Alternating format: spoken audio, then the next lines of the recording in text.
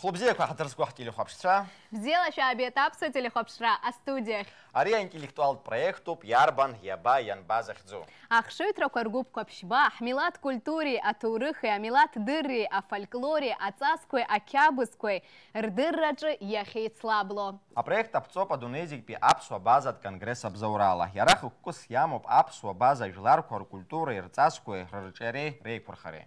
Ярбан Яба Янба, аша кугыла шахакыла ария проекта юныцка япцоп, апсны раб хазакна ягимёп гахойт. Асланы саряхзы уи хахахтаку хымпада гуахвараду.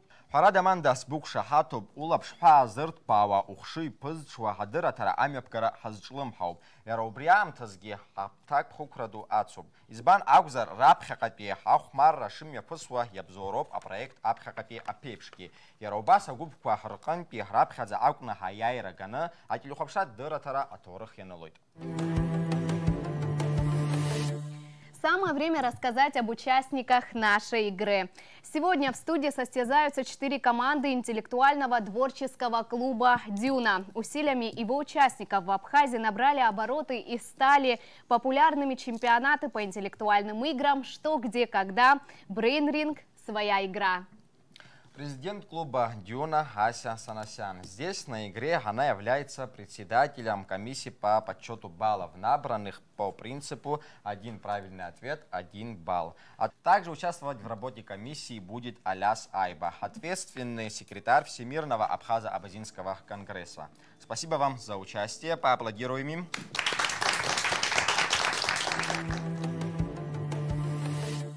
Я думаю, что самое время представить наши команды. За зеленым столом команда «Агенты Тео». За красным столом команда «Хьюстон». За серым столом команда «Когда Давид». И, соответственно, за белым столом играет команда «Белые воротнички». Предлагаю капитанам команд лично представить каждого участника. Капитан «Агенты Тео» Алиса Пачалия. Здравствуйте! В нашей команде играет Леон Ломия, Айнар Хварцке, Елена Хипа и Саид Аршпа. Желаем всем участникам команд удачи! Слово дается капитану команды «Когда Давид» Начкебия Анри. Добрый вечер! В команде «Когда Давид» Аршпа Аслан, Асланзе Аслан, Юрий Ракша и Беслан Асланзе. Капитан команды «Хьюстон» Саид Тыркба. Здравствуйте. Участники нашей команды Астан Габуня, Лаура Тани, Салима Джикерба и Умер Таркил. Капитан «Белых воротничков» Анжелика Вартикян. Добрый вечер. Саид Сабеки, Саламе Габелия, Тараш Хутаба и Анзор Скоа. Всем удачи!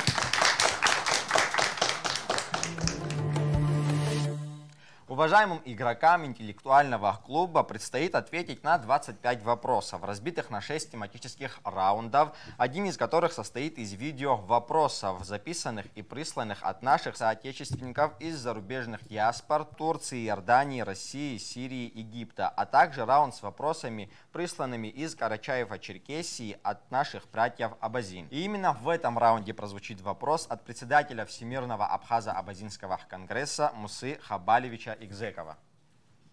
Расскажем о принципе игры. Командам отводится 1 минута на обсуждение ответа, который вписывается в специальные бланки для регистрации ответов. До озвучивания правильного ответа эти бланки собираются с игровых столов и передаются в комиссию по подсчету баллов. Далее озвучивается верный ответ и аннотация к нему, раскрывающая тематику и этимологию происхождения вопроса. Аманда, и самое главное, приз турнира, созданный по авторскому дизайну переходящий кубок Ярбан Яба Янба и сертификат на участие в международном турнире «Что, где, когда», готовящемуся к проведению в Российской Федерации. Не менее приятный подарок ждет и другие 3 команды-участниц. Для них будет организована коллективная тематическая поездка в недавно открывшийся в Абхазии этнографический парк. Прекрасные призы, все они сохраняют тематику данного проекта. Браво авторам и разработчикам формата. Аслан, мы рассказали об основных вводных нашего проекта. Я думаю, что пора начинать. Пожелаем командам вдохновения и удачи, и пускай победит сильнейший. Мямш!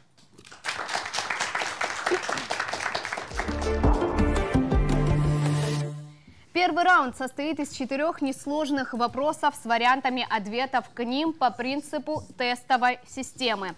Для общего разогрева команда авторы проекта сделали эти вопросы легкими. Но, уважаемые игроки, не думайте, что впереди все будет так же просто. Вопрос первый. Именно в эти годы стали олимпийскими чемпионами наши соотечественники. Боксер Мурат Храчев, борец Денис Царгуш и метательница копья Саида Гунба. У команд ровно 1 минута, чтобы определить правильный вариант ответа в порядке возрастания дат. Варианты вы можете увидеть на экране. Минута пошла.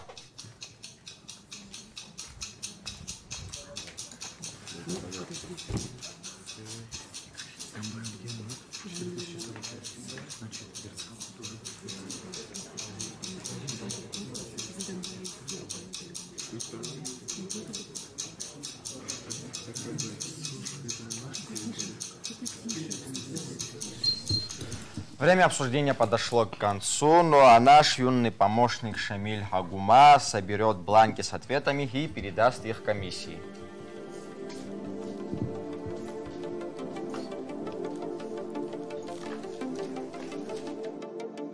Просим капитанов команд озвучить результаты коллективного обсуждения. Слово предоставляется зеленому столу. Наша команда выбрала первый вариант А. Слово предоставляется красному столу.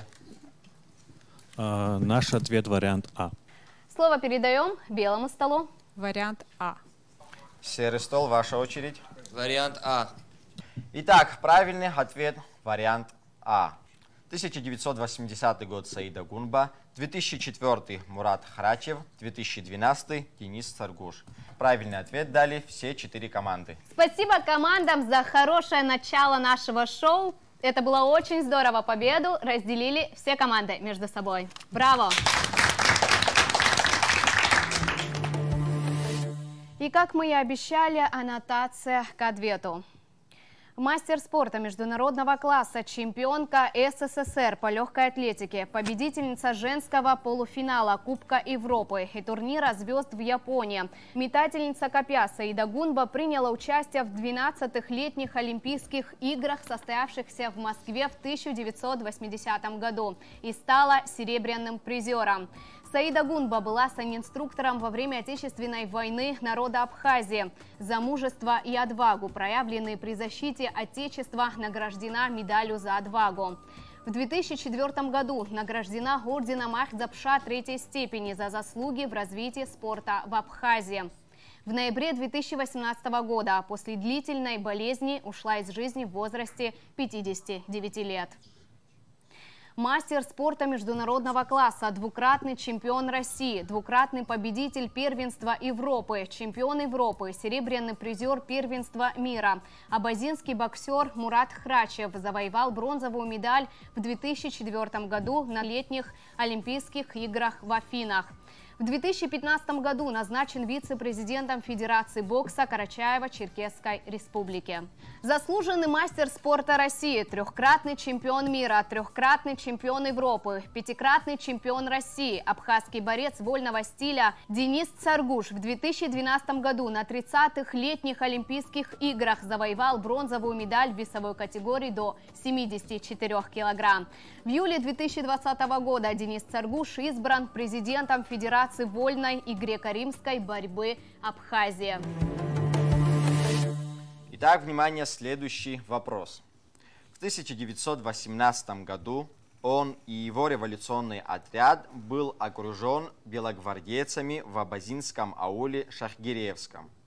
Командовал белогвардейцами генерал Ляхов, который требовал его немедленной выдачи. Навстречу генералу вышел преклонного возраста житель аула Агрба Канамат, дворянин, полковник царской армии. Агрба заявил генералу: «Находящиеся в ауле люди – мои гости, и он их не выдаст». После некоторых раздумий царская армия вынуждена была отступить. Внимание, вопрос. Назовите абхазского политического деятеля, с которым произошла эта история. Минута пошла.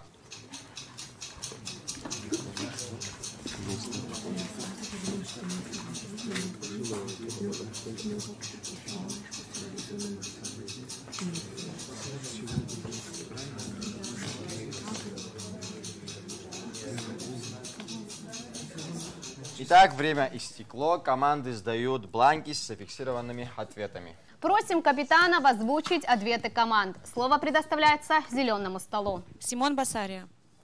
Слово дается красному столу. Нестор Лакоба. Белый стол, ваш ответ. Нестор Лакоба. Серый, ваш ответ. Нестор Лакоба. А теперь, внимание, правильный ответ. Данное событие произошло в 1918 году с абхазским революционером Нестором Лакоба. Итак, Правильный ответ дали команды красного стола, белого стола, серого стола. Поздравляем игроков с успехом! и аннотация к ответу. Когда в конце мая 1918 года Нестор Лакоба с отрядом керазовцев пришел в Кавказский хребет и находился в ауле Шахгиреевском, ныне аул Апсов, Карачаево-Черкесии. Община была окружена белогвардейским отрядом во главе с генералом Ляховым, который потребовал выдачи Нестора и его людей. Навстречу генералу вышел 80-летний седой как лунь Агарба Канамат. Дворянин, полковник царской армии, при оружии, при боевых орденах. Он резко заявил генералу: «Нестор и его люди – мои гости, и я их не выдам. А в случае, если ты попытаешься брать его силой, то будешь иметь дело со мной». Генерал вынужден был уйти ни с чем и снять осаду с аула. Интереснейшая история, скажу истинно, кавказское мужество. Но я думаю, что наши участники готовы к третьему вопросу первого раунда. Внимание, вопрос. На берегах именно этой реки, согласно повествованию великого нартского эпоса, мать всех нартов, Сатаней-Гуаща, встретила отца своего младшего сына Сосрыквы. Выводим на экран таблицу с вариантами ответов. Вариант А – Кубань, вариант Б – Лаба, С – Бзыбь, Д – Псыш. Минута пошла.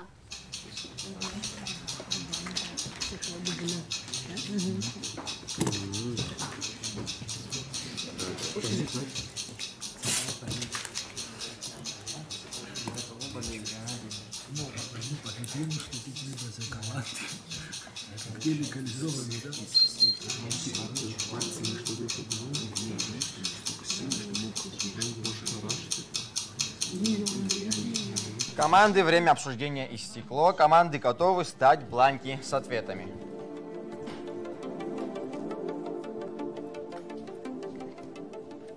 Просим капитанов озвучить варианты ответов. Зеленый стол. Бзыбь. Красный стол. Вариант А. Кубань. Белый стол. Вариант А – Кубань. Серый стол. Река Кубань. Браво. Спасибо, команды, за ответ. Ну и правильный ответ – река Кубань. Поздравляем игроков. Правильные ответы дали команда красного стола, белого стола и серого стола. Как у абазин, так и у абхазов река Кубань называется Кубиной. Интересно, что в абхазских нартских сказаниях упоминаются всего две реки – Кубина и Бзыбь. Вот выдержка из книги «Приключения Нарта Сосрыквы и его 99 братьев». Вскочил пастух на ноги, озирается, громогласному окрику удивляется. Его ли зовут или просто слышится? Между тем вода в Кубани колышется. Кто-то там в Кубани купается, кто-то плещется, омывается. Для своих прогулок Сатаней-Гуаща выбирала долины рек Бзыпи и Кубины, особенно Кубины. Она стирала на берегах этих рек, когда это приходилось делать. Сатаней-Гуаща выходила обычно в долину Бзыпи, шла вверх до самого истока и через перевал направлялась к истоку Кубины. И тем же путем возвращалась она к верховьям реки Бзыбь, мимо озера Рица, к Черному морю.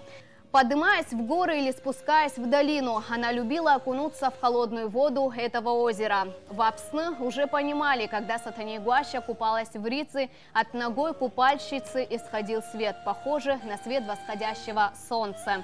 И жители уже знали, что Сатанейгуаща в воде хрустально чистой Рицы, и что скоро прибудет она на побережье.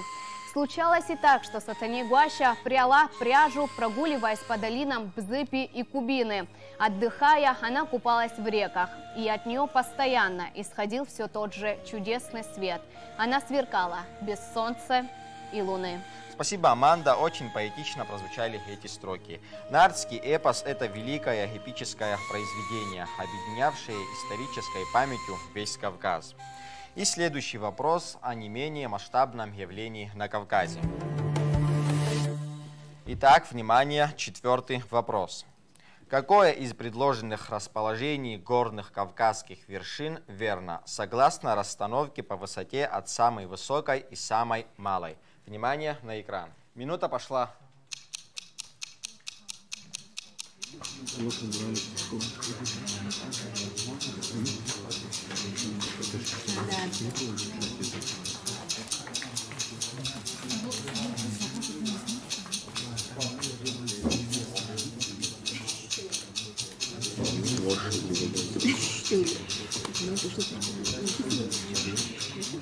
Уважаемые игроки, время вышло.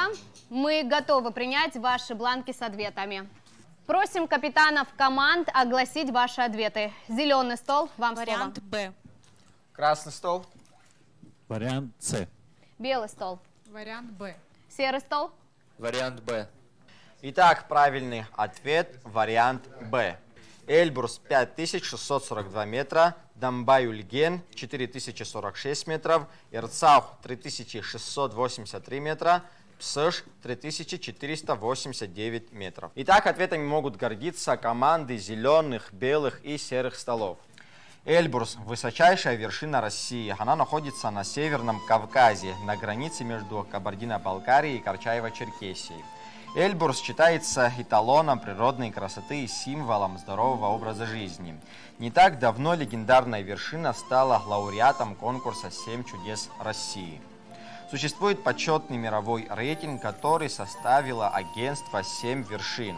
В него входят высочайшие горы с 6 частей света. В Европе лидирует Эльбрус, второе место занимает Монблан. Он отстает от своего кавказского конкурента на целых 832 метра. На самом деле, более чем масштабно прозвучал предыдущий вопрос, и он достойно завершил первый раунд. Спасибо командам за игру, а мы будем готовиться ко второму раунду.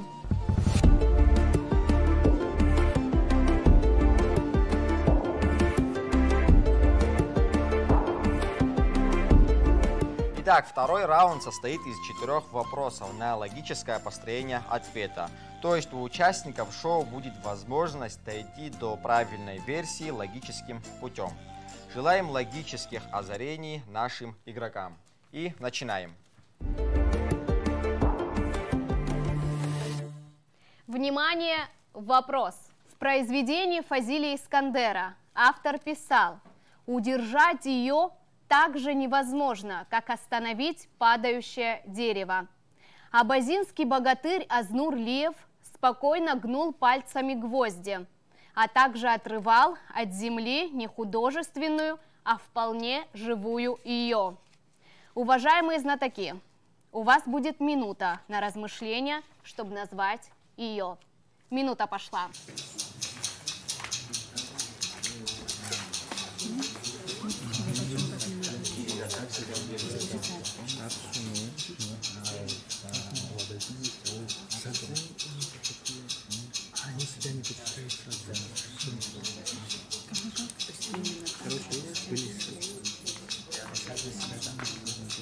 Спасибо командам, время вышло, готовы принять ваши бланки с ответами.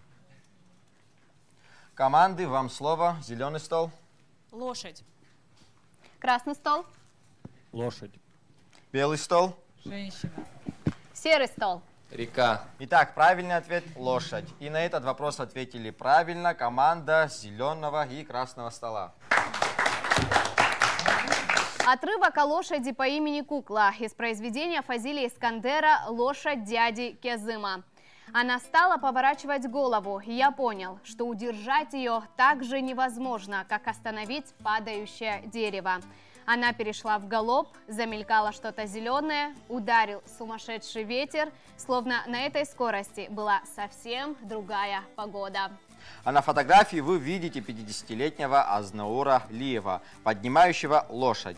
По словам его односельчан, в молодости он спокойно поднимал лошадь вместе с седаком. К слову, однажды в роли седока оказался известный по тем временам силач Яхя Дохов. Азнур на среднем пальце крутил двухпудовую гирю, закручивал как тесто 200-миллиметровые гвозди, выпрямлял подкову, сгибал пальцами пополам 5-копеечную монету. Как-то Азнур наспор поднял 100-килограммовый мешок с комбикормом и перенес под мышкой на определенное расстояние. Выиграл мотоцикл с коляской. Те, кто не знал силача Лиева, могут подумать, что речь идет о человеке мощного телосложения с рельефной мускулатурой. Но нет, Азнур был худощав, высокого роста и никогда не весил более 80 килограммов.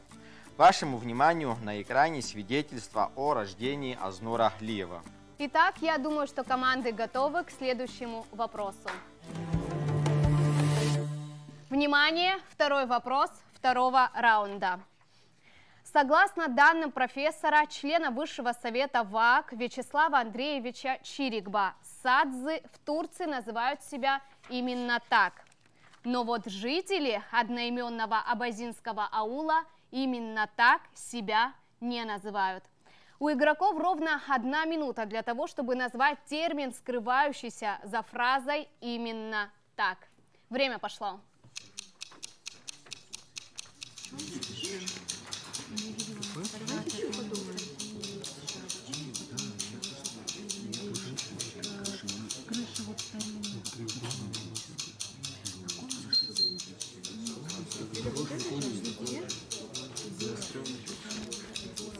Уважаемые игроки, время обсуждения подошло к концу. Просим сдать комиссии бланки. Капитаны готовы озвучить ответы на вопрос. Абаза. Красный стол. Апсва.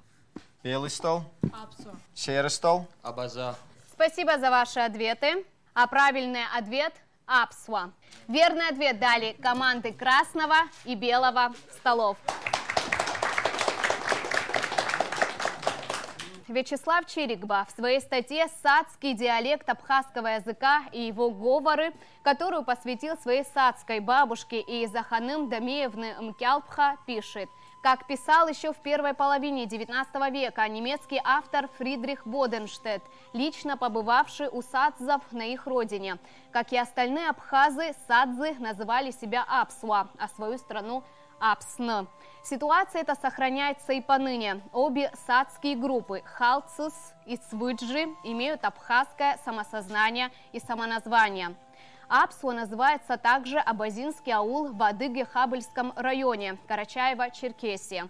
Аул основан в 1861 году. Судьба шахгиреевцев и их нескольких аулов схожа с другими черкесскими и абазинскими аулами, находившимися в первой половине XIX века в зоне постоянных военных действий. Они все были разорены. В 1925 году аул Шахгиреевский, как и другие черкесские и абазинские аулы, был переименован из-за присутствия в их названиях фамилий княжеских и дворянских родов. В результате аул получил свое современное название – Апсуа.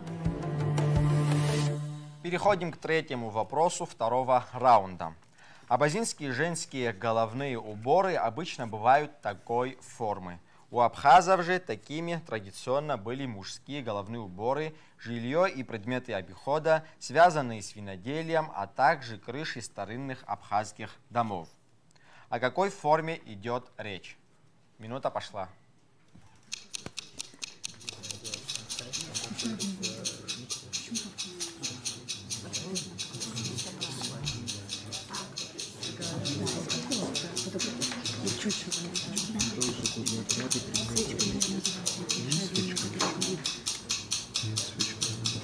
Команда, время обсуждения завершилось. Принимаем ваши бланки. Комиссия будет обрабатывать информацию. Слово капитанам команд. Зеленый стол. Конус. Красный стол. Конус.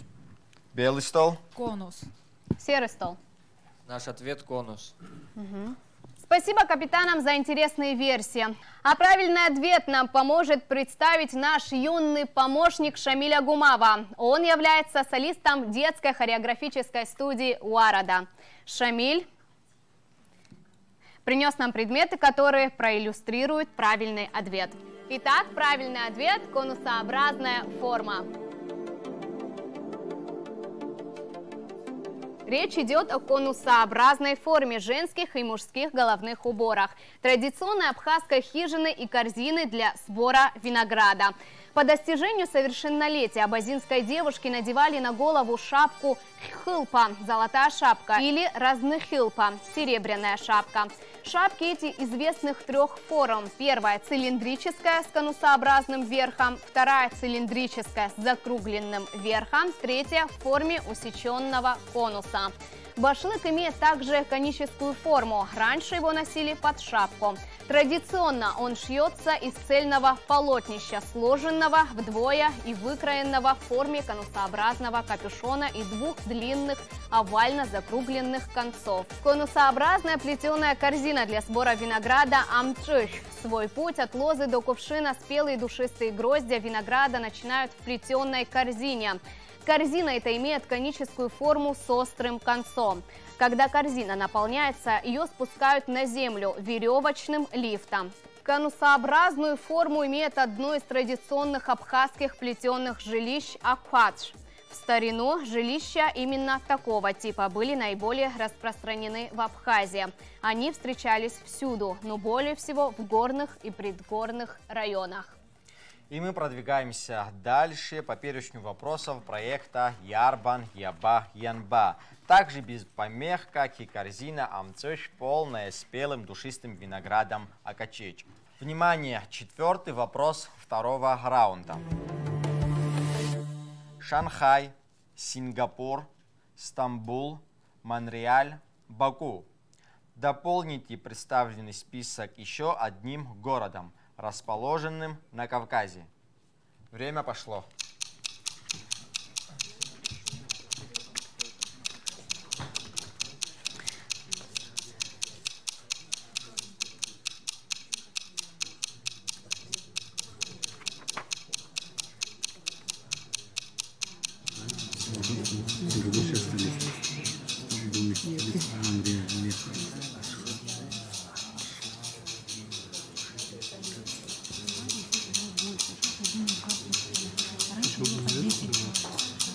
Уважаемые игроки, время для обсуждения версии ответа подошло к концу.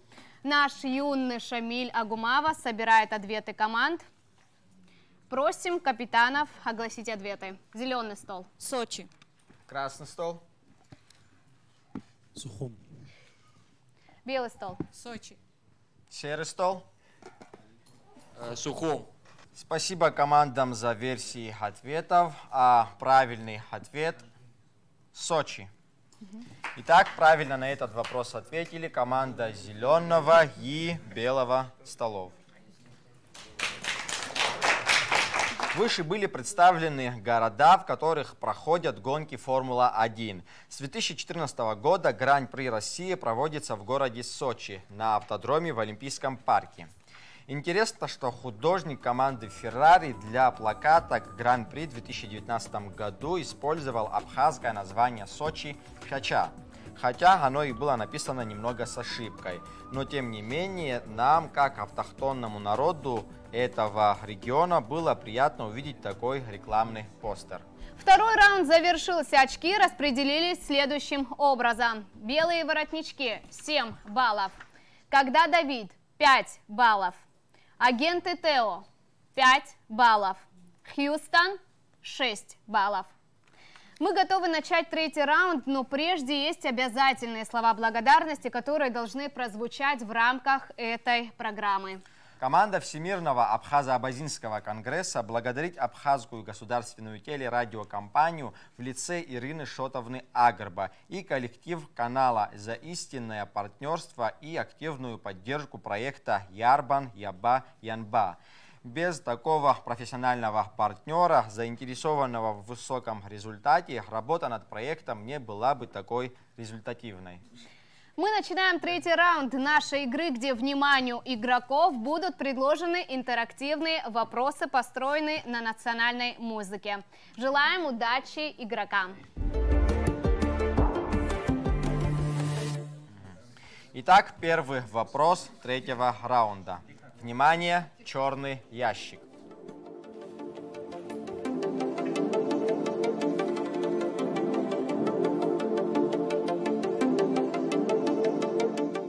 В старину в каждом военном отряде Габазов был человек с ней.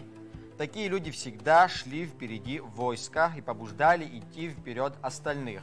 Что находится в черном ящике? Время пошло.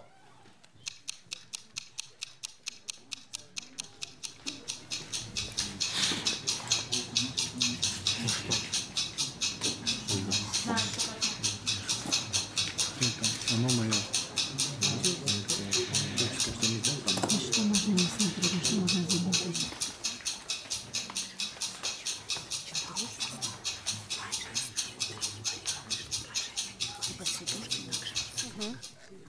Время вышло, команды передают бланки с ответами в комиссию по подсчету баллов.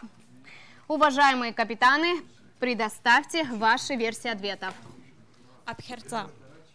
Красный стол. Абхерца. Белый стол. Харца. Серый стол. Абхерца. Спасибо командам за ваши ответы. Правильный ответ лежит в черном ящике.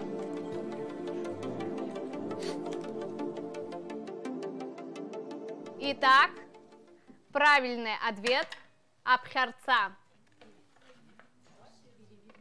Поздравляем все команды с победой! Абхерца – старинный национальный двухструнный смычковый инструмент, под аккомпанементом которого исполнялись историческо-героические, а также обрядовые песни и сказы. Исполнитель на абхерце называется абхерцавой, он же и певец, и поэт-импровизатор. Музыка у древних абхазов как средство поднятия боевого духа имела важное значение в военном обиходе. По преданию, в каждом отряде были абхерцисты, которые всегда возили инструменты с собой, привязав его к седлу.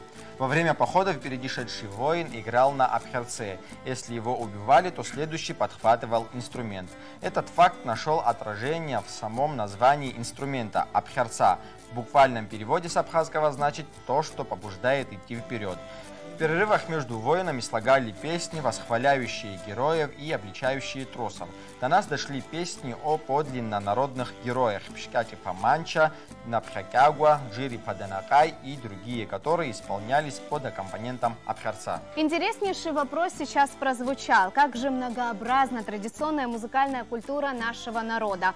Ну и следующий вопрос также основан на музыкальном произведении. Внимание, второй вопрос третьего раунда. Прослушайте мелодию.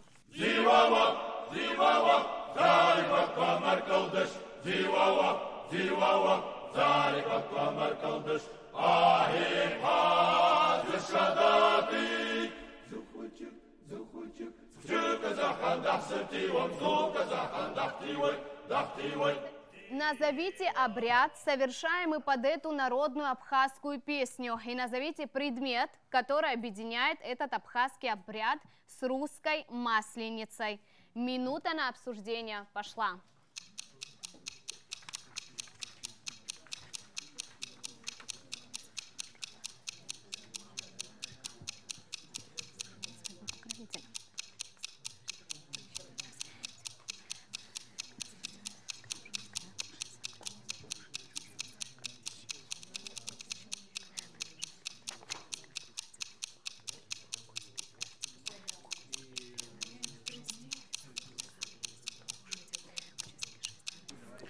Команды, время, стоп. Ваши заполненные бланки ожидает счетная комиссия. А мы пока готовы заслушать ответы капитанов команд. Зеленый стол. Вызов дождя, чучело. Красный стол. Вызов дождя, чучело. Белый стол. Чучело. Серый стол. Цивава, вызов дождя и чучело. Спасибо за ваши ответы. Спасибо командам за версии, а правильный ответ звучит так. Древний абхазский обряд вызывания дождя и предмет кукла, чучело. Все команды ответили правильно, кроме белого стола. Согласно верованиям абхазов, любое природное явление, любая хозяйственная отрасль имеет своего покровителя. Так божеством дождя и воды считалась Диуауа. Во многих местностях Бзыбской и Абжуйской Абхазии в прежнее время во время засухи приводился обряд вызывания дождя. Сущность обряда заключается в следующем. Девушки и юноши делали большую куклу почти в рост человека, наряжая для этого в женское платье, лопату или палку с перекладиной. Куклу укрепляли на длинной шесте и несут на руках или везут на лошади. Участники шествия направляются к реке, причем обязательно пели песню Диуауа, употребляющую исключительно при этом обряде. С пением этой песни подходили к реке и погружали куклу в воду. При этом старались толкнуть и друг друга в реку. Таким образом, Диуауа оказывается и божеством воды, и названием куклы, и специальной, посвященной именно этому божеству песней. А то, что делает общим этот обряд с русской масленицей, это та самая кукла, переодетая в женское платье, которую молодежь также радостно с песнями и плясками водила по селу. Уважаемые игроки, следующий вопрос. Сейчас прозвучат аудио 3 народных инструментов. У вас будет 1 минута, чтобы определить название этих инструментов, сохраняя последовательность их воспроизведения.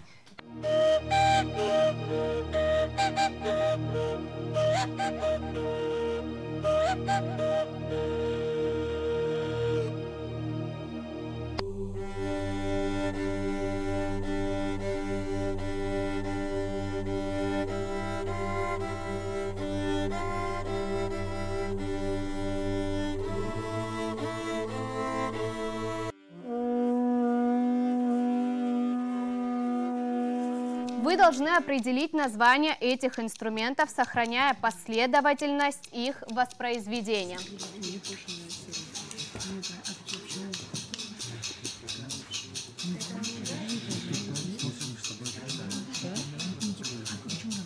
А животные почему?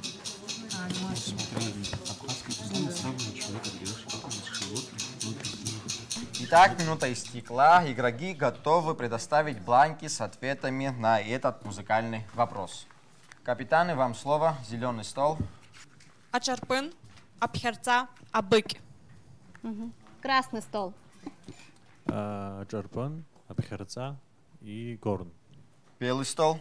Ачарпын, Абхарца, Абык. Серый стол. Ачарпын, Абхерца, Абык. Спасибо за ответы. Ответ на третий вопрос третьего раунда. 3 музыкальных инструмента. Просим Шамиля вынести в студию 3 инструмента. Как вы, конечно, уже поняли, Ачарпын, Абхерца, Абык. Верный ответ. Дали 3 команды. Зеленый, белый и серый стол. Поздравляем игроков. Шамилю спасибо. Ачарпын – это род продольной одноствольной флейты. Представляет собой полую трубку. Ачарпын изготавливают из стебля зонтичного растения, обычно из борщевика, который по-абхазски так и называется ачарпын. Отсюда и название инструмента. В горах вместо футляра инструмент вкладывают в ствол ружья. Ачарпын – это пастушья свирель, на которую исполняются мелодичные наигрыши, преимущественно связанные с пастушеским бытом.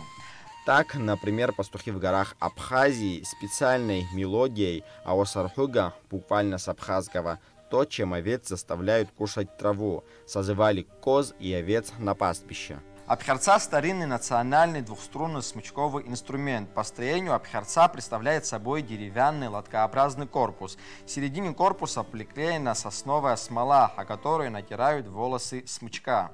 Абхерца изготавливают из деревьев лиственных пород – ольхи, инжира, клена, липы и других. Для струн используют конский волос. Абык – духовный инструмент, сигнальный инструмент, представляет собой рог из коры лапины, мелкого ореха конической формы. Название получил благодаря своей конусообразной форме, благодаря его фанфарным звукам, которые разносятся далеко. С помощью этого инструмента объявляли военную тревогу, собирали общину на сход, созывали людей на полевые работы. Священнослужитель, жрец оповещал трубными звуками о предстоящем молении. Кроме того, жрец, дабы проклясть кого-то, тоже трубил в бык.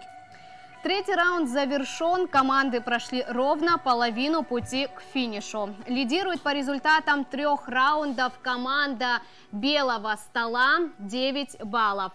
Команды зеленого, красного, серого столов разделили по 8 баллов. Мы двигаемся далее по карте вопросов Ярбан, Яба, Янба. Готовы вступить в 4-й раунд, но перед его началом от лица команды Всемирного Абхазо-Абазинского конгресса мы выражаем благодарность всем, кто оказал содействие в реализации этого непростого проекта. Абхазскому государственному музею, Государственному оркестру народных инструментов имени Утара Хунцария, Сухумскому государственному училищу культуры, рекламному агентству «Авантаж» и многим неравнодушным лицам, принявшим участие в решении организационных задач проекта. Конгресс искренне благодарит каждого, кому обратился за помощью и получил действенную помощь.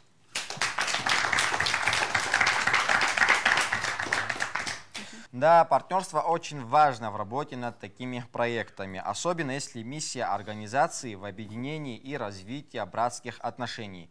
Следующий раунд как нельзя ярко отражает суть работы Конгресса.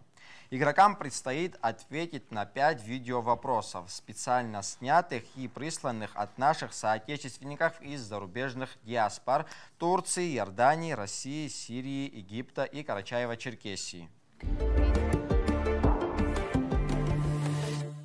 Итак, первый вопрос. Прислан из Санкт-Петербурга государственным и общественным деятелем, вице-спикером парламента Карачаево-Черкесии, председателем Всемирного Абхазо-Абазинского конгресса Муссой Хабалевичем Игзековым. Вопрос звучит на абазинском языке.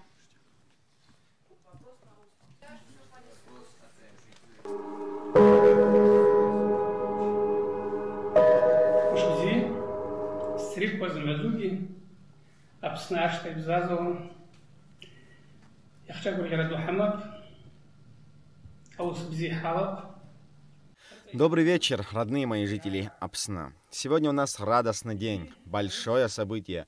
Пусть вам сопутствует успех, счастья вам. Пусть в игре победят более подготовленные. Выражаю благодарность руководителю АГТРК Ирине Агрба, поддержавшей этот проект, и всему коллективу телерадиокомпании, который помог нам осуществить его. Теперь вопрос. В стихотворении известного абазинского поэта Керима Мхце «Осень» повествуется о птицах, летящих на юг, которым несутся вслед слова «Я остаюсь здесь, и здесь буду петь свою песню». Нет теплее края, чем холодная она. Несмотря на разные самоназвания у абхазов и абазин, она называется идентично, с разницей в одну букву. Назовите ее.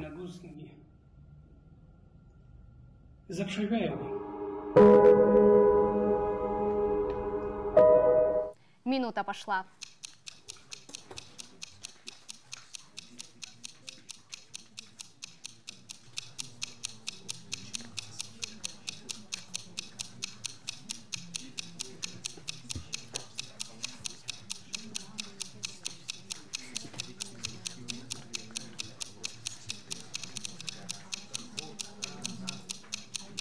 Уважаемые игроки, время вышло. Ваши бланки с ответами готовы к передаче в счетную комиссию. И мы просим капитанов ответить на вопрос Мусы Хабалевича. Зеленый стол. Апсны. Красный стол, ваш ответ. Абазия. Белый стол. Апсны, Абхазия. Серый стол, ваш ответ. Ашха. Спасибо, капитаны. Итак, теперь правильный ответ.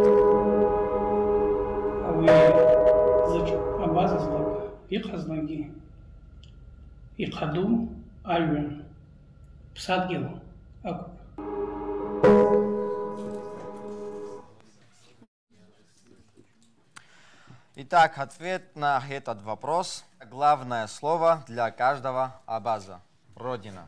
К сожалению, на этот вопрос ни одна команда не ответила правильно.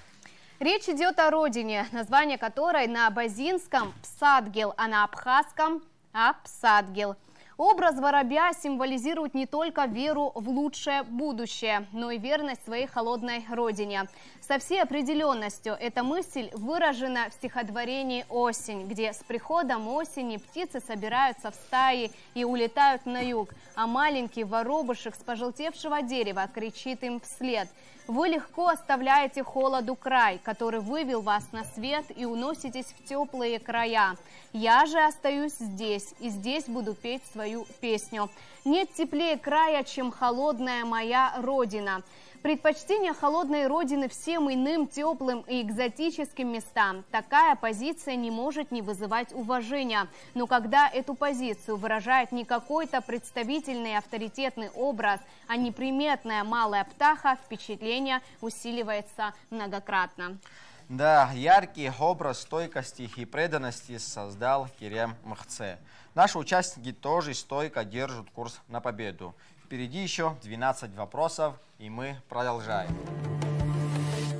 Вопрос прислан на проект из Иордании от доктора медицинских наук, доцента кафедры детской хирургии госпиталя имени королевы Рании Абдалла, полковника медицинской службы доктора Инала Абаза Гечпа. Внимание на экран.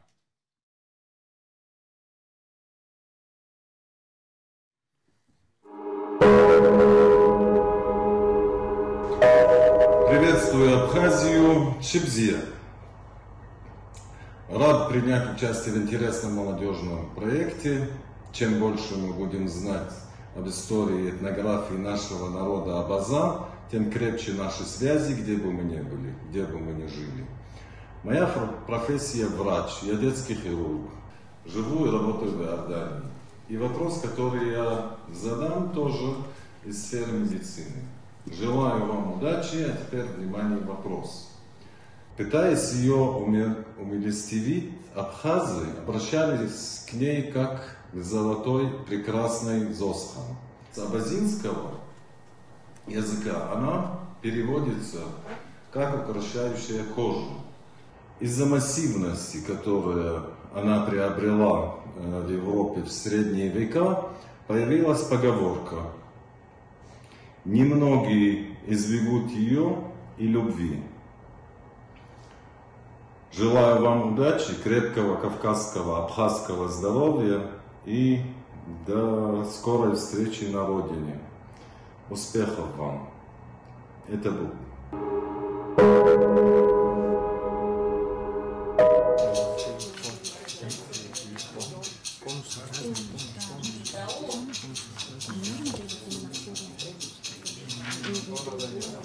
Не может быть полный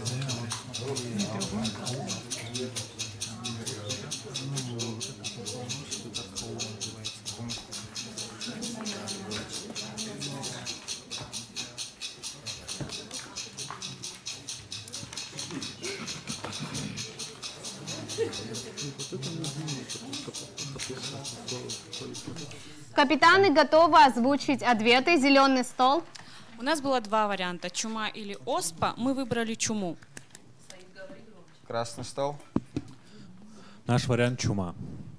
Белый стол. Ваш ответ. Желтуха. Серый стол. Оспа. Спасибо капитанам. А теперь видео с правильным ответом.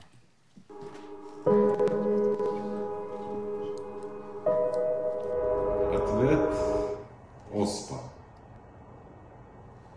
Это был.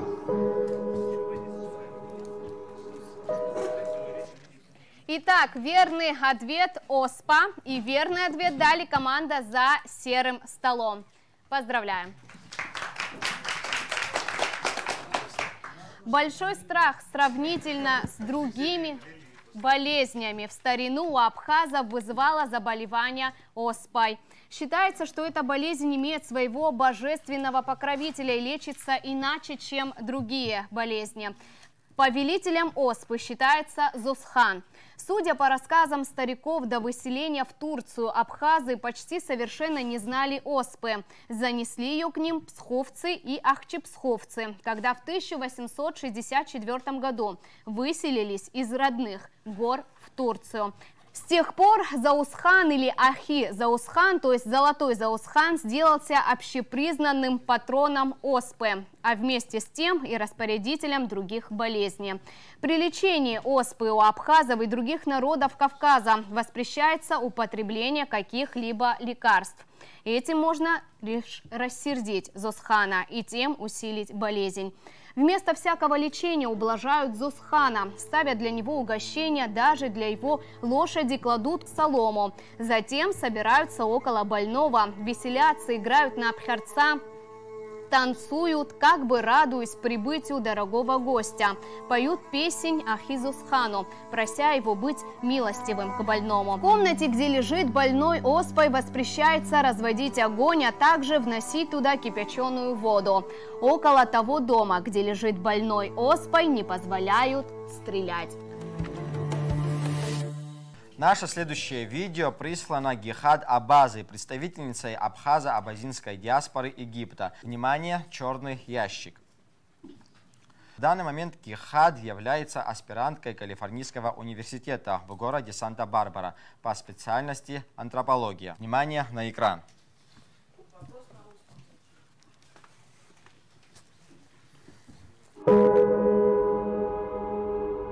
Hello, Absini. My name is Gehad Abaza, and I'm talking to you today from Cairo, Egypt. В народных абхазских песнях внешний облик девушки зачастую рисуется с помощью устоявшихся выражений. Так, восхваляя девичью красоту, белизну ее кожи сравнивали с египетской белой бумагой, черные глаза с ежевикой, фигуру с серебряной цепью, а гибкость с абазинской ею. В произведении Михилакарба при ее участии между двумя наездниками случилась смертельная ссора. Что лежит в черном ящике? Время пошло.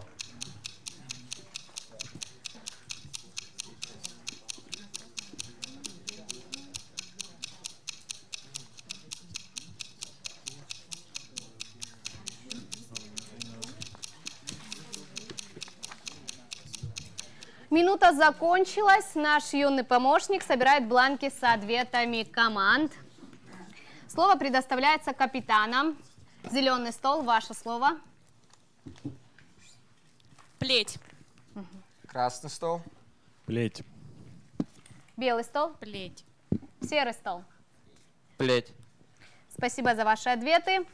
А теперь, внимание, правильный ответ. В черном ящике лежит то, без чего ни один наш предок не обходился, садясь на своего скакуна. Плеть. А камчо. Поздравляем всех команд, вы ответили все правильно.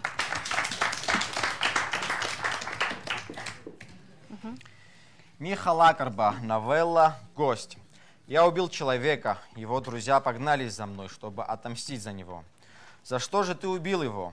Он оскорбил меня, он хлестнул плетью моего коня на джигитовке. В абхазской фольклорной поэтике так описывался героический образ наездника. Тот, кто не садится на другого коня, кроме белого, чей конский цокот издает гром, чей звук плети извергает молнию, кто не берет в руки иной плети, кроме красной змеи, кто не входит ни в какую другую реку, кроме студенной, с тонкой талией, шелкоусы, желтый башлык со свисающей бахромой. Молва о нем долетала до мест, куда улетал ветер. В основе народных литературных оборотов лежит много символики. Но особое внимание в народной литературе уделялось, конечно же, девичьей красоте. Много поэтических оборотов и живописной символики. Кожа у тебя, что белая египетская бумага. У тебя разум соколиный. Ты точно изображаешь облик пролетающей птицы. Ты гибка, как абазинская плеть, сложена, как серебряная цепь. Для абхазов имело большое значение внешнее сложение девушки. Ее стан сравнивали с чинаром, бамбуком, ее кожу с египетской белой бумагой. В соответствии с народным идеалом женская красота должна была отвечать следующим требованиям. Ноги стройные, талия тонкая, чтобы можно было продеть кольцо. Шея, как стакан, нарядная, спина прямая, персты нежные, волосы, чтобы волной не спадали на спину. Чертами, дополнявшими женскую красоту, считались ее улыбка, взгляд и походка. Кого только не очаровывала красота абхазских девушек и в старину, и в новое время. Однако следует заметить, что абхазы почитали в женщине не только внешние качества. Высоко ценилась гармония изящного облика, женской мудрости и тонкого ума. И мы знаем много таких примеров сочетания этих качеств в прекрасных представительницах нашего народа, которые оставили большое и светлое наследие после себя.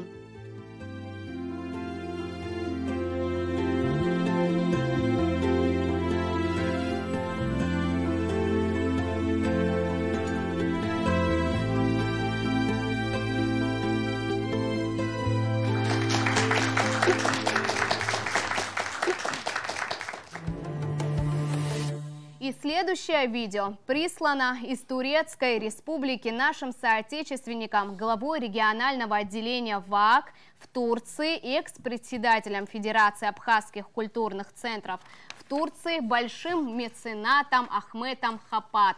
Вопрос прозвучит на абхазском языке. Внимание на экран.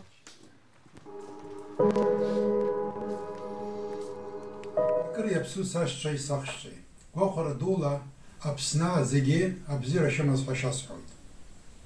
Дара сайгургой, а конгресса чаррзе, абре авиза и шахуа турхт этнография это проект ахапшнагаз. Абазаждар турхаку, уи интерхцана яхдыр вазару, читсиглу би параква ирмахталарцезе. Агураганы сыкоп, абрия студентчи и ту очарчи, ишткакачва псынра пхака изго шраку. Акчара кошейгас шуйдзиге, сара саз сараге абасикоп. Внимание, вопрос. В абхазском языке его обозначают словом тюркского происхождения. В абазинском же языке сохранившееся название четко отражает самые ранние его образцы. Похожее на абазинскую форму наименование имеет и один из северо-черноморских топонимов. По мнению академика Марра, это название напрямую связано с историческими границами Абхазского царства.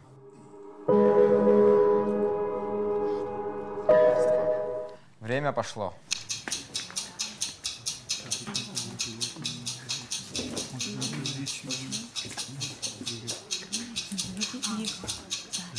А что исчезало? Какое животное? Это не будет, чтобы не плыть.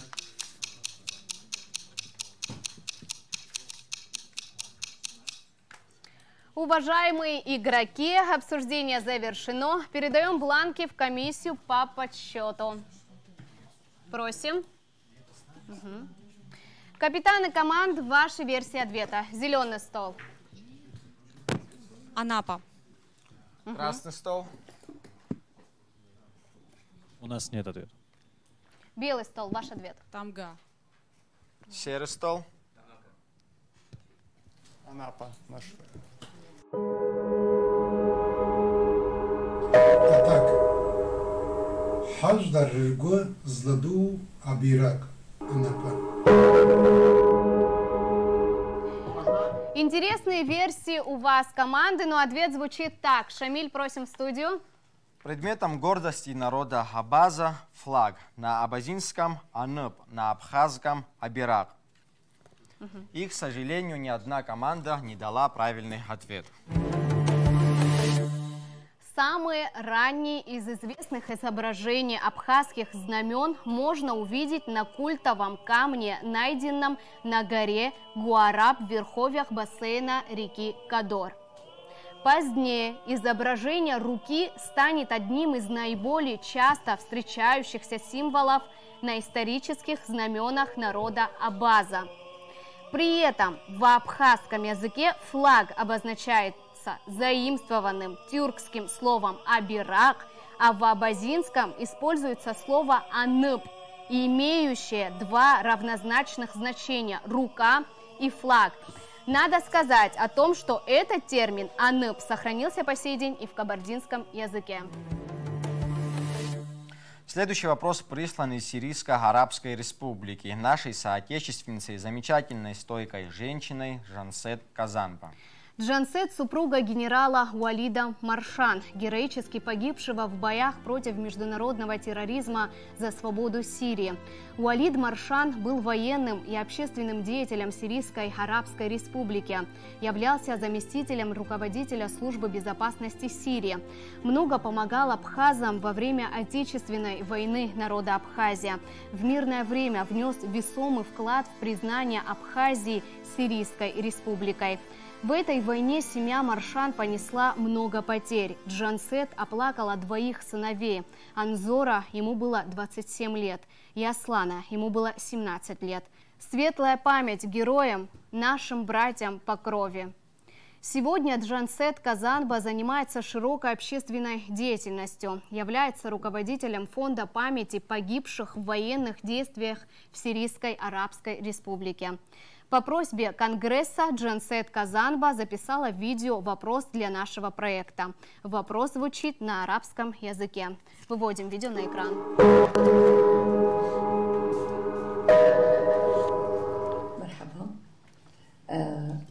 بالبداية شكرا لدعوتكم لإلي لحتى أشارك بهذا المؤتمر. Приветствую Абхазию, наша прекрасная историческая родина, наши братья и сестры, молодежь, присутствующая в студии. Всем горячий привет из Сирийской Республики. Меня пригласил Всемирный Абхазо-Абазинский конгресс принять участие и представить сирийскую диаспору Абаза. Спасибо Конгрессу, что пригласили на этот проект о истории, о самом главном, о наших общих исторических корнях. Очень важно, чтобы такие проекты объединяли нас с вами и объединяли молодежь вокруг темы Абаза. Я желаю удачи игрокам, а теперь, внимание, вопрос. По словам этнологов, обычай приглашать их на свадьбу пришел на Кавказ из Древнего Рима. Только раньше на свадьбах их было на порядок больше, а нужны они были для того, чтобы сбить с толку злых духов и уберечь жениха с невестой. Назовите их. Команды, время пошло.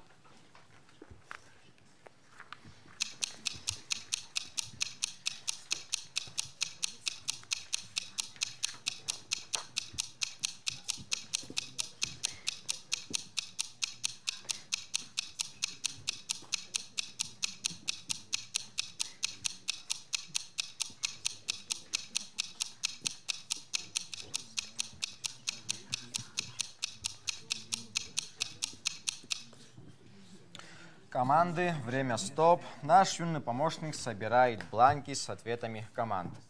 Просим Шамиля собрать бланки. Команды могут дать свои ответы. Подруги и дружки. Мы имеем в виду со стороны вот на свадьбе. Красный стол. Подружки невесты. Друзья жениха и подружки невесты. Серый стол. Музыканты. Можно будет уточнить ответ красного стола? Еще раз. Подружки невесты. Хорошо. И друзья. Друзья жениха и невесты присутствовали на свадебном торжестве в качестве друга жениха и подруги невесты. Эта традиция пришла к нам из глубокой старины, из Древнего Рима. Только в те времена их было не двое, как сейчас, а по 10 человек с каждой из сторон. Подружки невесты одевались так же, как невеста, и дружки жениха, соответственно, одеты были как жених. Делалось для того, чтобы сбить с толку злых духов и отвести порчу от новобрачных. На эту же цель был направлен и обычай стрельбы из оружия, скрещивания кинжалов над головой невесты при вводе в домик для новобрачных – амхара. И чтобы тщательно уберечь невесту от сглаза, был обычай. Закрывали ей лицо черной косынкой. Итак, правильный ответ дала команда зеленого стола. Поздравляем! А мы завершаем 4-й раунд. По итогам 4-го раунда у белого, серого и зеленого столов по 10 баллов. У красного стола 9 баллов. А мы продолжаем. Вопросы 4-го раунда позади. Нас ждет 5-й раунд, построенный на фольклорном материале. Проверим игроков на знание мифологии, народных пословиц и поговорок. Итак, начинаем игру 5-го раунда. Внимание, вопрос. Абхазская пословица сравнивает человека, потерявшего родину, с неким животным, но без них. В абазинских народных преданиях у волшебных существ дубурбулей они были для того, чтобы не привлечь лишнего внимания, но в нужный момент появлялись, а потом снова исчезали. Назовите их. Время пошло.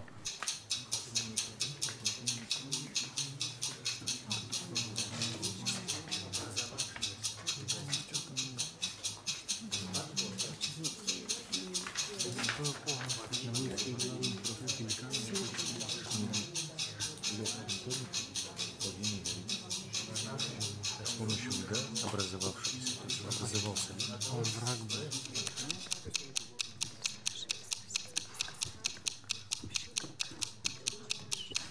Уважаемые игроки, время обсуждения подошло к концу. Просим сдать комиссии бланки.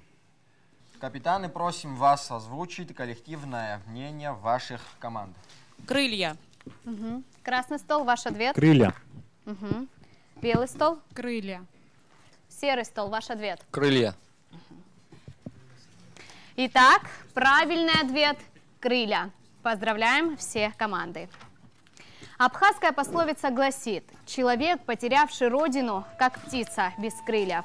Она вошла в сборник Олега Шамба «Абхазские пословицы», собранный автором в исследовательской поездке в Турцию, где он встречался со многими представителями нашей диаспоры, в том числе с такими широко известными, как Умар Бейгуа и Архан Шамба. Эта книга объединила 800 пословиц, впервые введенных в оборот.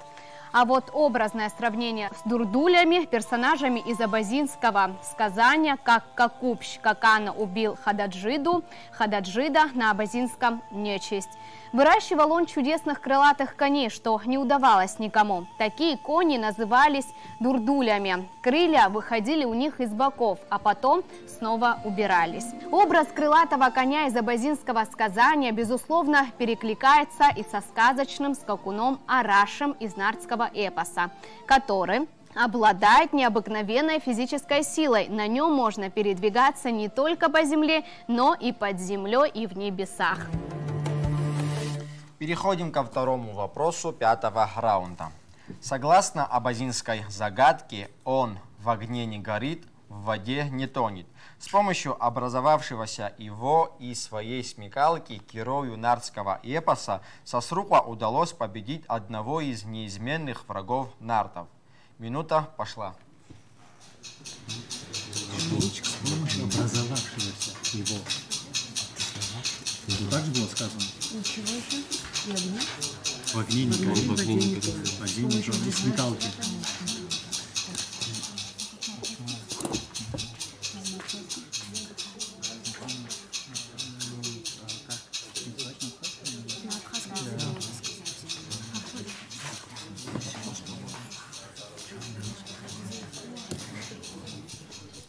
Уважаемые игроки, время истекло. Просим заполнить бланки ответов и передать в счетную комиссию. Просим озвучить версии своей команды. Пепел. Угу. Красный стол. Ответа нет. Пропускаем. Белый стол. Сено. Серый стол. Ваш ответ? Наш ответ — лед. Спасибо, капитаны. Ну а теперь правильный ответ. И это лед. И его дали команда серого стола. Нардские сказания. Цитата из стиха «Подвиг Нартакуна». Стоит великан во льду, одна голова торчит над гладкой ледяной поверхностью. А когда захотел он выбраться, то уже не смог. Пытался было взломать лед, но напрасно. Пытался было уговорить Сосрука, чтобы тот помог ему, но все напрасно. Видит великан, грозит ему погибель. «Эх, проклятый, — говорит великан Нарту, — наверное, ты и есть Сосрука, ибо обхитрил ты меня, вокруг пальца обвел». Мы прошли 19 вопросов из 25, финал уже близко, игроки заметно волнуются. Ну, конечно, ведь на кону звание первого победителя турнира Ярбан-Яба-Янба, организованного Всемирным Абхазо-Абазинским конгрессом. Ну и статусный приз авторской работы и поездка на международный турнир «Что, где, когда». Итак, внимание, вопрос номер 3 5-го раунда. Черный ящик выносится в студию. Абазинская пословица гласит: когда волк уносит овцу, он на это не смотрит. Назовите это словом тюркского происхождения. Минута пошла.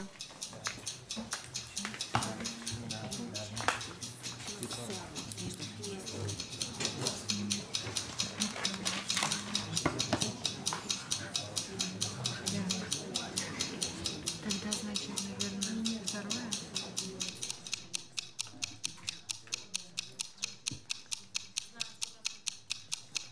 Время вышло, команды сдают бланки с версиями ответов, а капитанов команд просим ваши ответы. Зеленый стол. Тавро или танго? Тавро, ну, у нас танго называется.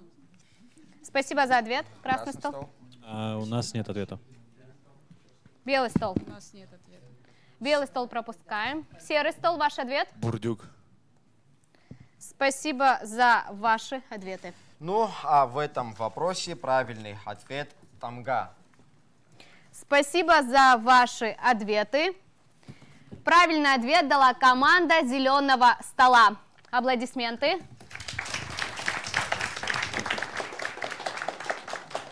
Слово «тамга» тюркского происхождения, и оно имеет несколько значений. Тавра, клеймо, печать. Общепринято было наносить их на знак родовой или племенной принадлежности, на дом или скот. Как у абазин, так и у абхазов тамги были самой разнообразной формы – круг, крест, звезда или полумесяц. В книге историка Руслана Гожба «Талцапал. Тамги, абхазов, абазинов и убыхов» рассказывается о трагической судьбе этих народов, изгнанных 150 лет назад из Кадорского ущелья, которое опустело, к сожалению, почти полностью. В издании собраны изображения более 1000 тамг, родовых знаков абхазов, абазин и убыхов. И такой объем материалов опубликован впервые. Аслан, у нас действительно замечательные команды, потому как растет счет в нашем турнире. Можно судить о том, насколько команды погружены в этнографический материал проекта. Ну, а сейчас 20-й вопрос из серии Ярбан-Яба-Янба. В абхазской космогонии самую яркую звезду этого созвездия называют Ашва-Иятра, звездой Абазина. Этимология названия берет начало в одной из абхазских легенд. Вспомните легенду и через 1 минуту назовите созвездие и его главную звезду.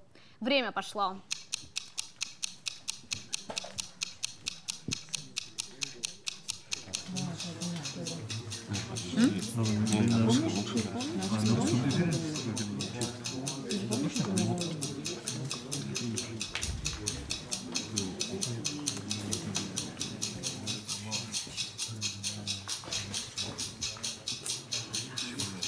Уважаемые игроки, время вышло, бланки с ответами передаются комиссии. Ну а нам интересно услышать версии команд. Возможно, это большая медведица. Спасибо за ответ. Красный стол. Сириус, созвездие Большого Пса. Спасибо. Белый стол, ваш ответ. Шерпыца, хупыча, малая медведица. Спасибо. Серый стол, ваш ответ. Созвездие малой медведицы и Холпиетра. Спасибо за ваши ответы. Ну а в этом вопросе победу одержала команда Красного стола. Сириус зажигается ночью, и ночной путник порой путает ее с утренней звездой. Согласно абхазской легенде, один абазин гостил у своих родственников в Абхазии и, возвращаясь к себе домой, решил переночевать в горах, чтобы встать с утренней звездой Шарпно и перейти через перевал. Проснувшись ночью, он увидел яркий полуночный Сириус и принял его за утреннюю звезду. Быстро встав, абазин пошел к перевалу, думая, что скоро рассветет.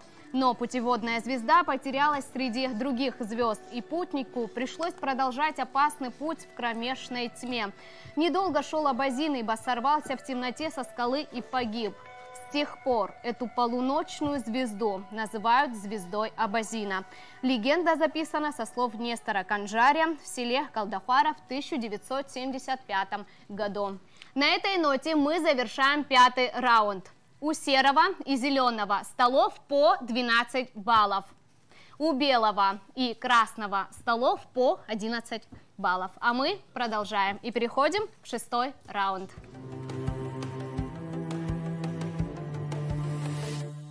Этот раунд построен на вопросах этнографии, о старинных обычаях и традициях абазин и абхазов.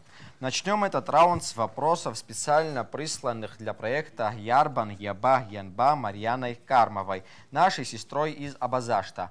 Марьяна Ризовна работает преподавателем финансового университета при правительстве Российской Федерации и является администратором паблика Абаза History.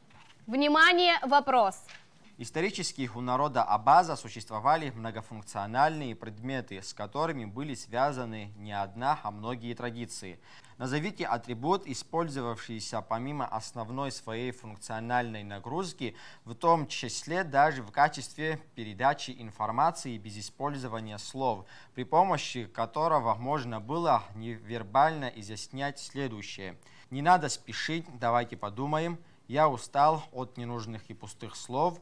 Дело сделано, решение принято, можно уходить. Внимание, вопрос. Назовите этот атрибут на абхазском языке. Время пошло.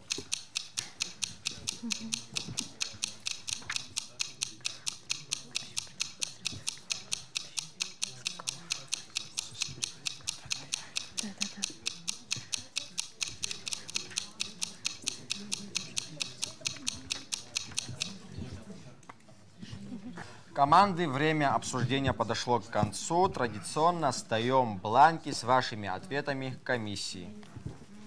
И передаем слово капитанам команд. Зеленый стол. Алабаща. Спасибо за ответ. Красный стол. Алабаща. Белый стол, ваш ответ. Акама. Серый стол. Алабаща. На этот вопрос правильно ответили команда за зеленым столом, красным столом и серым столом. Спасибо. Команды, принимайте поздравления. Алабаща – это посох, выполнявший помимо других функций важную роль на переговорах, который был общепризнанным средством невербального общения как у абазин, так и у абхазов, и пользовался, например, в переговорах по примирению враждующих сторон. Алабаща помогала главам делегаций сторон без слов донести информацию о своем настрое. От того, как старейшина втыкал алабащу в землю, присутствующие понимали его намерения и улавливали, как дальше пойдут переговоры. Если это делалось тихо, спокойно, то значило: не надо спешить, давайте подумаем. Если острие алабащи отклонялось в бок, я устал от пустых слов. И такой жест стимулировал противоположную сторону ускорить решение вопроса. Если при обсуждении сложной ситуации руководитель делегации подпирал свое тело алабащей, например, ставя ее в подмышку или кладя голову на руки, которые покоились на навершии алабащи, это означало: мне тяжело, это острая ситуация, требую общего внимания и усилия. Такая поза служила также молчаливым упреком своим, которые неактивно участвуют в переговорах. Перекос алабащи рукоятью в свою сторону означал: я просто устал. Рукоятью в сторону выхода – знак товарища. Дело сделано, можно уходить. Алабаща широко применялась в жизни горца. Например, использовалась в традиции охотничества, как подборка для ружья и даже как боевое снаряжение.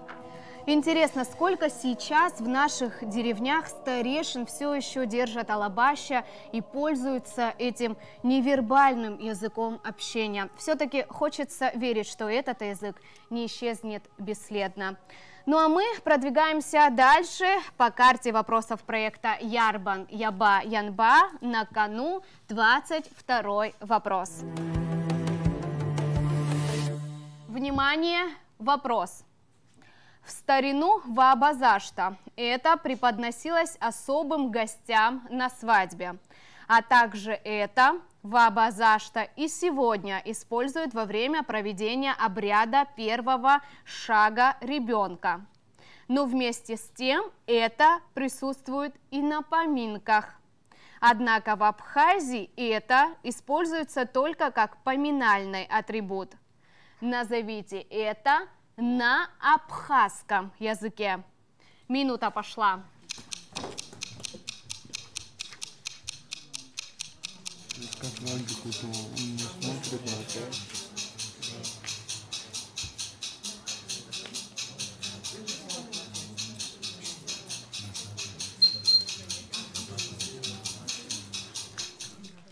Итак, минута истекла. Ваши бланки будут переданы в счетную комиссию. Просим передавать бланки Шамилю. Капитаны, ждем ваш ответ. Ответ ампахще. Угу. Спасибо за ответ. Красный стол, ваш ответ? Ахалва. Спасибо за ответ. Ахалва. Серый стол, ваш ответ? Наш ответ ашаше. Спасибо.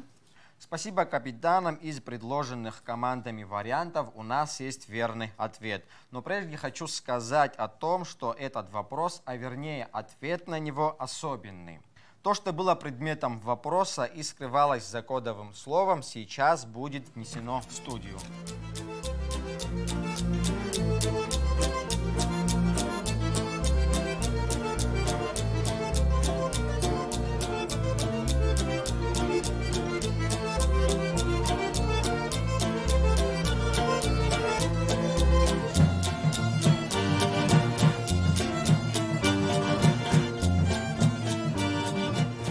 Вот это тот самый особенный атрибут на свадьбах, традиционных абазинских и абхазских обрядах. Сладкое блюдо ахалва, на абазинском хелуа-хюлпа. И мы сердечно благодарим Нателлу Джамакулову, координатор женских советов абазинских населенных пунктов при АНО Алашара, за то, что эта красивая, ароматная, традиционная хилуа-хилпа была специально приготовлена в Абазашта в Карачаево-Черкесии и доставлена к нам в Абхазию в студию АГТРК на проект Ярбан, Яба, Янба. Нателла, благодарим тебя и передаем привет всем твоим коллегам, нашим братьям в организации Алашара. Аслан, а ты видишь, какая красавица в традиционно национальном абазинском костюме внесла нам эту потрясающую халиуа хилпа? Да, Аманда, эта девушка, ее традиционный абазинский костюм настолько эстетично и художественно украсил наш проект, что хочется сказать слова из старинной песни. Ты точно изображаешь облик пролетающей птицы. Ты гибка, как абазинская плеть, сложена, как серебряная цепь. Да, впечатляющая работа мастеров, и мы хотим выразить благодарность руководителю проекта «Этнический театр мода Псны» Диане Ионовой за предоставленную возможность анонсировать в рамках Ярбан, Яба, Янба новую коллекцию реконструированных абазинских женских костюмов, воссозданных в рамках проекта. Спасибо, Диана, потрясающая работа. Аманда, но мы не должны забыть озвучить аннотацию к ответу. В старину в Абазашта существовал обычай: в дни свадебного торжества кто-нибудь из прослышавших о радостном событии садился на коня, въезжал во двор, где проходила свадьба, и верхом на коне въезжал в дом празднующего семейства.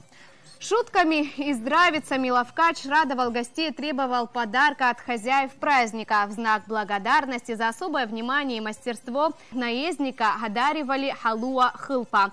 Традиционно оно является обрядовым блюдом, и обычно его готовят к свадьбе. Также присутствует как подношение при проведении обряда первого шага ребенка. Вместе с тем, халуа хылпа или ахалуа в Абазашта, как и в Абхазии, это атрибут и поминального застолья. Для свадебных торжеств само блюдо оформлялось в форме невысокого конуса, на верхушку которого обязательно сажали небольшой шар.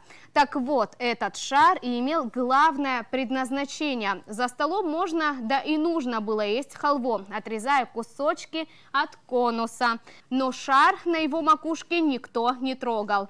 К концу вечера тамада брал в руки шарик с макушки халвы шапки и обращался к сидящим за столом со словами о том, что все попробовали сладкое блюдо, а вот главную часть он дарит самой красивой, умной и скромной девушке на вечере. С тем, чтобы в будущем, когда ей будет удобно, она приготовила еще одну халуа хылпа, накрыла стол и пригласила к себе всех присутствующих. Красивые бычьи, Аслан. Хотелось бы присутствовать на таком застолье, но это в будущем. А сейчас мы вплотную подошли к финалу игры. Нам осталось отыграть 3 вопроса. Итак, вопрос номер 23. В числе предметов, связанных с комплексом обрядов поминального цикла абхазов, особое внимание привлекают ритуальные древовидные предметы. Использованию этих предметов отводилось важное значение. Они имели повсеместное распространение в Абхазии и ценились в народе очень высоко. Этот предмет приравнивали к цене жертвенного быка. Однако в современности данный традиционный предмет утратил свое применение. ВАК возрождает традицию использования этого предмета в памятных мероприятиях, посвященных жертвам русско-кавказской войны и насильственно переселенным народов Кавказа. Назовите этот предмет на абхазском языке. Минута пошла.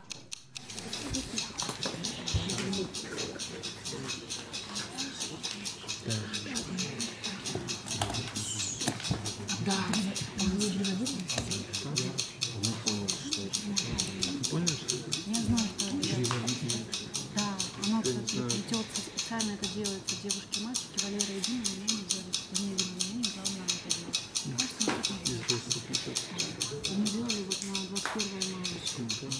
Время обсуждения истекло. Команды готовы сдать бланки с ответами. Просим капитана озвучить варианты ответов. Зеленый стол. Нам было немножко сложно. Мы помним, что это называется щамака. Большая такая свеча поминальная. Спасибо. Красный стол. Ашамака. Белый стол. Ваш ответ? Кама, кинжал. Спасибо. И Табуб. Серый стол. Нет ответа. Спасибо игрокам за ответы. Правильно на этот вопрос ответили 2 команды. Команда зеленого стола и красного. Спасибо командам за ответы. В этнографическом труде Елены Мали «Древо свечи» в поминальном обрядности абхазов так рассказывается о свече Ашамака. Ашамака изготавливались близкими родственницами умершего, дочерью, сестрой, племянницей, тетей и родней с материнской стороны. Высота свечи варьируется от 70 сантиметров до 2 метров. Наше внимание привлекает то, что крупный рогатый скот также по-абхазски называется ашамака, что сопоставляет свечу с приводимыми на поминки для заклания животными из-за того, что выполнение ее требовало очень много времени и большого мастерства. По некоторым записям древовидная свеча приравнивалась к цене быка. Возжигание этой свечи ассоциировалось в народе с представлением освещения пути в потусторонний мир. Ашамака представляет собой составной ствол, оплетенный тонкими шнурами. Свеча устанавливалась на подставке трехножки. Раскидистый верх свечи был увешан сладостями, фруктами и орехами, а на верхушке посажена птичка из воска. Описание свечи не оставляет сомнения в том, что ашамака – это символ древа жизни. Интересный нюанс: древообразной свечи ашамака по способу изготовления, по форме и величине не имеют аналогов и не встречаются ни у одного из близкородственных народов Кавказа. На кону 24-й вопрос, очень интересный и необычный. Наш юный помощник раздаст командам наглядное пособие, а мы продолжим. Просим Шамиля в нашу студию. Внимание, вопрос. По словам представителей фамилии Аубла, в их роду существовал древний обряд, по которому детям мужского пола до 3-летнего возраста не разрешалось делать это. Так же, как и сестра 100 богатырей нартов, красавица Гунда не делала этого до того, как ее уговорили на это заловки. В качестве подсказки мы предлагаем внимательно изучить розданную вам репродукцию картины, написанную русским художником князем Григорием Гагариным в 1841 году. На полотне изображены представители абхазской аристократии, в том числе и молодой Аубла Али Ахмед. Хорошо ознакомьтесь с нюансами данной картины и ответьте на вопрос. Чего нельзя было делать мальчикам рода Аубла и чего долгое время не делала золотоглазая Гунда? Команды, время пошло.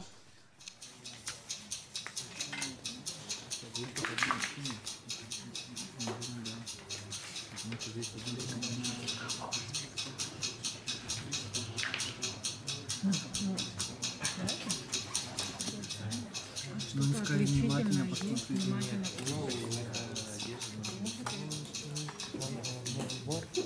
Мужской, женский.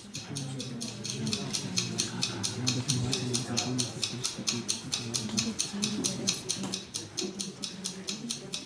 Да, почему отдельно? До 3. Я думаю, что именно как в суеверии, как кто-то не может быть. Уважаемые игроки, время обсуждения вышло. Просим сдать комиссии бланки с ответами. Капитаны, вы готовы озвучить мнение команды? Зеленый стол. Да. А носить оружие. Красный стол, ваш ответ. Ступать на землю, ходить по земле. Спасибо. Белый стол. Ступать на землю. Серый стол, ваш ответ. Наш ответ — стричь волосы. Спасибо командам за версии ответов. Опять же, радует, что есть и правильный ответ. Итак, правильный ответ на 24-й вопрос. Мальчикам рода Аубла и героине нартского эпоса золотоглазой Гунде нельзя было стоять на земле и ходить по земле.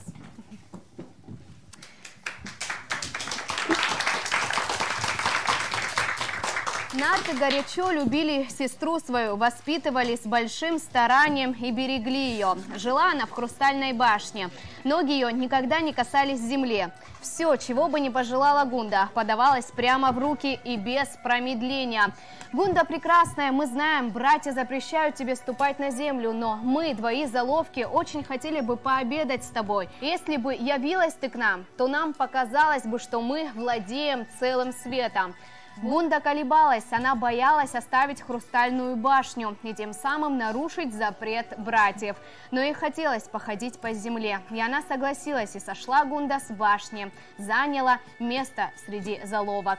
А вот цитата из труда Миры Константиновны Хатилашвили и Налыпа к истории рода сочинских князей Аубла. Так повествуется об этом древнем обычае.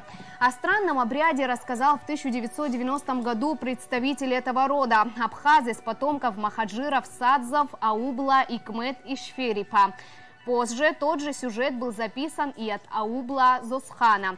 По их словам, детям мужского пола их рода до 3-летнего возраста не разрешается соприкасаться с землей.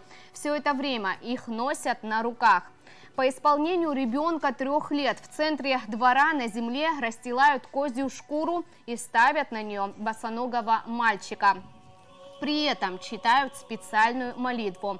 Пока этот мальчик будет ходить по земле, пусть от него будет отвращена всякая порча, и чтоб была ему ниспослана благодать, любить и быть любимым среди своего народа, чтобы он был достойным всяческого уважения, а Бог пусть относится к нему с любовью. Пусть он будет красивым, хорошим, и чтоб в народе пользовался славой. Заметьте, на групповом портрете абхазской знати все стоят на земле, с исключением одного князя Али Ахмедбея Аубла. Он стоит на мощном корневом ответвлении гигантского священного дуба Садзов под названием Лияш-Вныха. Этот дуб находился во владениях общества Арыда на берегу моря в 400 метрах к западу от Мзымта на территории современного Адлера. Под ним джигиты по традиции отправляли религиозные праздники, собирались на военные совещания и вершили суд. Настал момент последнего вопроса проекта. То, какой из команд отойдет этот финальный балл, зависит судьба приза. Хотим напомнить, уважаемые телезрители, какой приз будет вручен сегодня команде победительницы. Призы турнира созданы по авторскому дизайну переходящий кубок Ярбан Яба Янба и сертификат на участие в международном первенстве «Что, где, когда», готовящемся к проведению в Российской Федерации. Не менее приятный подарок ждет и другие 3 команды участниц. Для них будет организована коллективная тематическая поездка в недавно открывшийся в Абхазии этнографический парк. Желаем удачи командам и пусть победит сильнейший.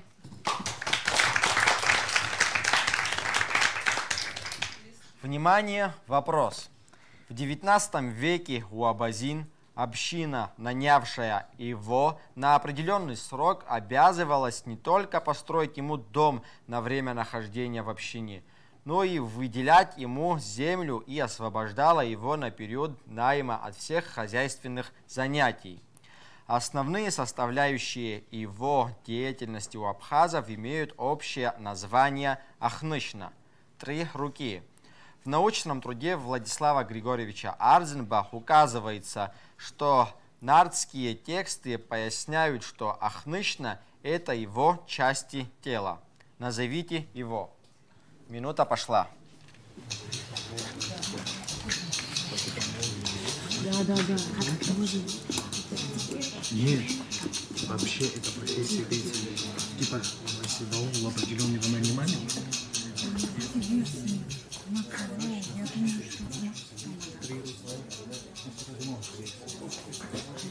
Но потом тут уже отсылка пошла к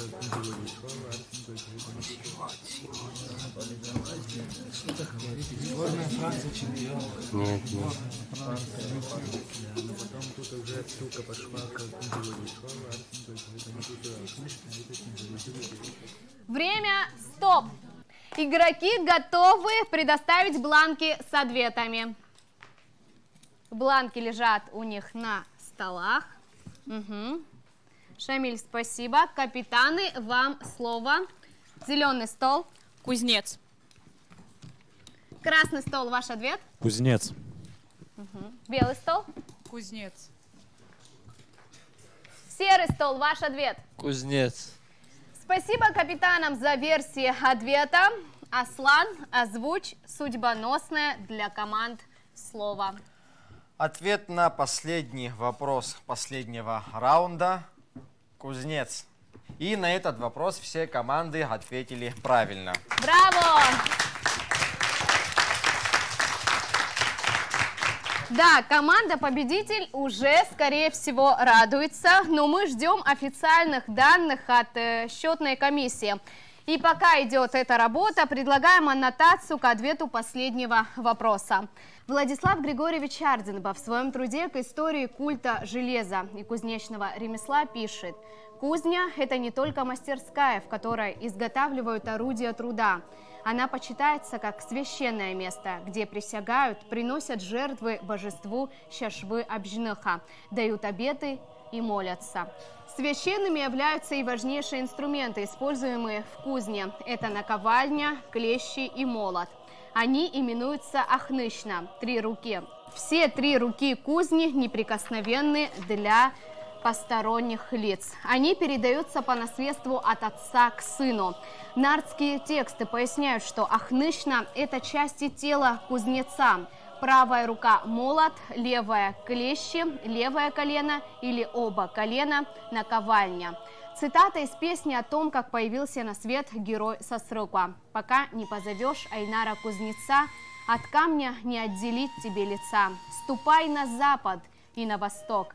Айнара Кузнеца повсюду ищи. У этого кузнеца правая рука молоток, у этого кузнеца левая рука клещи. Коленки у него наковальнями, а сила у него небывалая». Победителем первой игры проекта Ярбан Яба Янба является команда Красного Стола Хьюстон.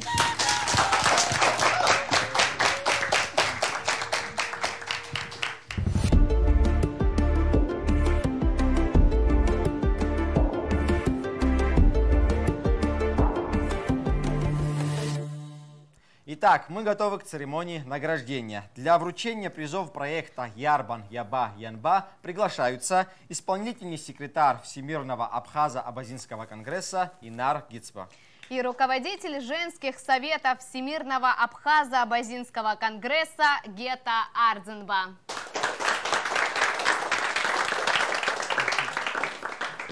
Хатырыску Ахмаровича, Хатырыску телехопшца Яхя, имя пысит. Рабхепи Ахмара проект Ярбан Яба Янба Хака Иртагдзаны. Хабхепа Яю Ашукса Зыхан, Карачай Черкесск, Москванпи, Игирта Тулака Раконпи, а команда по Арах Яхзаот. И табу пидут за незыги, яй за команда Ирыдас Нахалот, Уябха Акчара Коро Анча Айзад. Дорогие друзья, участники команд, уважаемые телезрители, сегодня состоялась первая игра очень важного проекта в рамках деятельности Всемирного Абхазо-Абазинского конгресса. В первую очередь я поздравляю нашу команду с успешным стартом и запуском этнографического интеллектуального проекта Ярбан Яба Янба. Отдельное спасибо нашему локомотиву, нашему руководителю, председателю Высшего совета Всемирного Абхазо-Абазинского конгресса Мусе Хабалевичу Экзекову за доверие, за уверенность в результате и успехе наших начинаний. И сейчас, наверное, самый лучший момент для того, чтобы выразить искреннюю благодарность руководству и сотрудникам канала АГТРК за истинное партнерство, проявленное в процессе подготовки этого телевизионного шоу. Ирина Шотовна, вам спасибо за содействие и за вашу поддержку.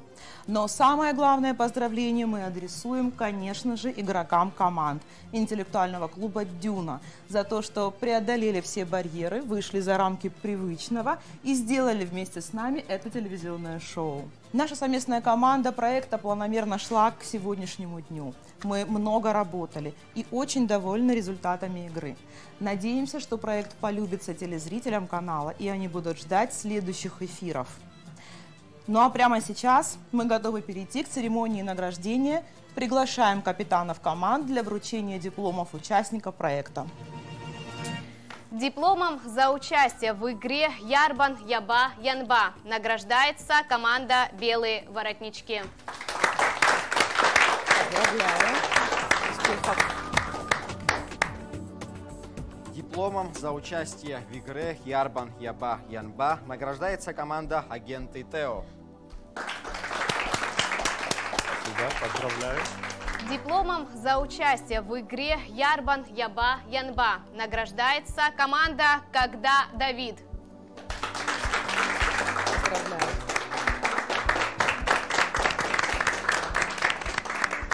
Дипломом за участие в игре Ярбан Яба Янба награждается команда «Хьюстон».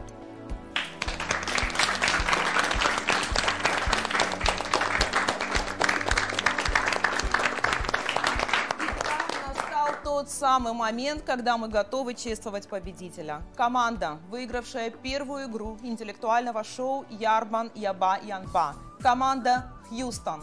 Приглашаем капитана команды Саида Тыркба для вручения переходящего кубка и сертификата победителя.